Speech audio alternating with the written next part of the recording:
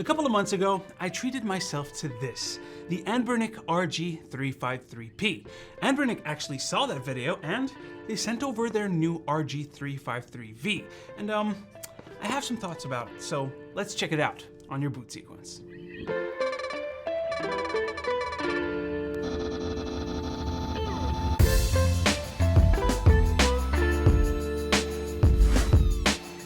So this is the 353V. Currently on AliExpress, it's selling for about $110 to $130. But you have to be a little careful since they actually have two different models, the RG353V and VS, and they differ quite a bit. The one I have here, the V model, well, it's the higher end one.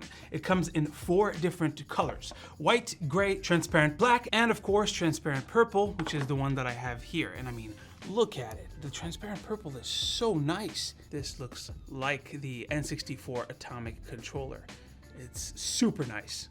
The VS version only comes in gray or transparent black. Another difference is that the V model has dual OSs, so you can boot it up on whatever version of Linux that is compatible, or you can boot it on Android. The VS model, on the other hand, is exclusively Linux. We'll get to why that matters a little bit later. In terms of technical specs, they both share the same CPU, the Cortex A55-based RK3566, clocked at 1.8 GHz. The V has 2 GB of RAM, while the VS has 1, and both come with a 16 GB micro SD card that has the Linux OS on it.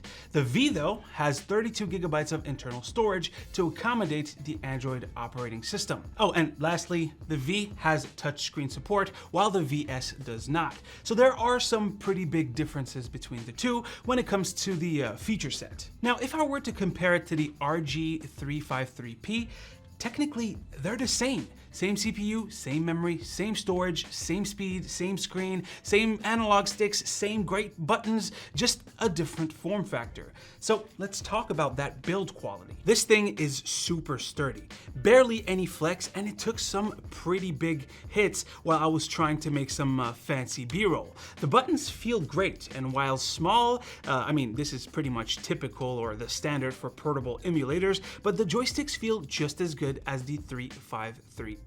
I gotta say, I wasn't a fan of the form factor when I received it, but it's kind of grown on me. Take the shoulder buttons, for example.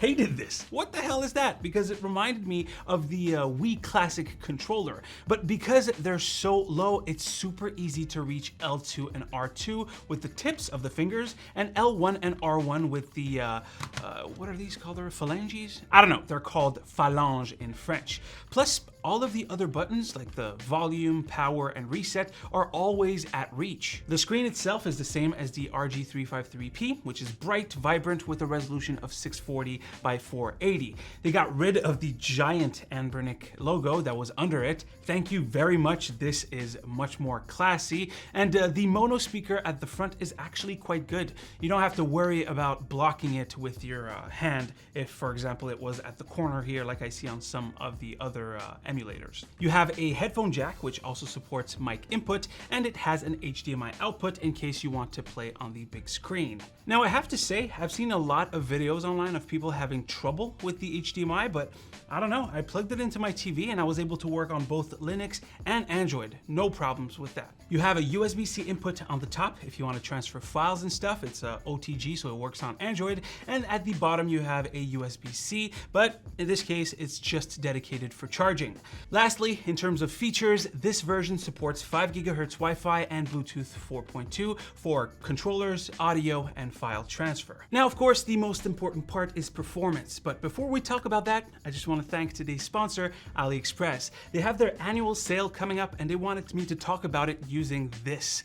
This is the G1000. If you're in the market for a budget 60% mechanical keyboard, this one can't really be beat when it comes to features for the money. It's mechanical, it has RGB with a software, that's pretty important, it has hot swappable switches, it's wireless with a dongle or Bluetooth, and it has a Type-C connection.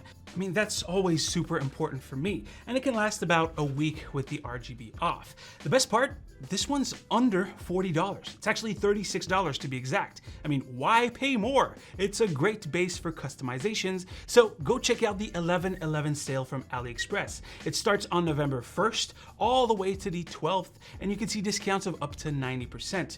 And AliExpress actually gave me some coupon codes for you guys to use, so here they are. And who knows, maybe the keyboard or the RG353V will be cheaper during that sale. So let's do it. Let's talk about the performance on the handheld. I'm actually pleasantly surprised because while it does share the exact same insides as the 353P, it actually performs better in many of the emulators. And that's probably mostly due to the optimizations done within the software or within RetroArch. For anything basic, so when we're talking about NES, SNES, Game Boy Color, and all of those, it works flawlessly. When we go into Nintendo 64, the old console struggled a little bit, but in this case, I found it to run much smoother. Sure, you get a hiccup here and there, but during the actual gameplay phase, it ran smoothly.